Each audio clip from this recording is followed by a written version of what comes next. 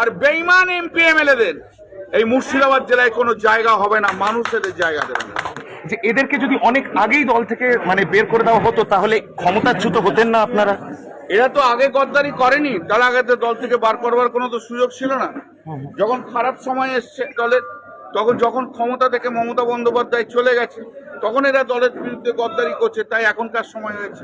বলুন আর কারো প্রশ্ন আছে? 21শে জুলাই আর কারো প্রশ্ন আছে? নেই তো আর কারো? সভা করলেন, কেমন কি বুঝতে পারলেন? মুর্শিদাবাদ জেলার তৃণমূল কংগ্রেস যারা অরিজিনাল তৃণমূল কংগ্রেস কর্মী, আজ তারা এখানে এসেছে, তারা প্রমাণ করে দিয়েছে তারা মমতা বন্দ্যোপাধ্যায়ের সৈনিক। আর বেঈমান এমপি এমএলএদের এই মুর্শিদাবাদ জেলায় কোনো জায়গা হবে না, মানুষ এদের জায়গা দেবে না। কল্যাণদা, 21শে জুলাই আপনারা এখনো পারমিশন পাননি, কিন্তু কংগ্রেস দাবি করছে যে তৃণমূলের এটা প্রোগ্রামই হওয়া উচিত নয়। সেটা ঠিক আছে, আগে তো কখনো বলেনি, আজকে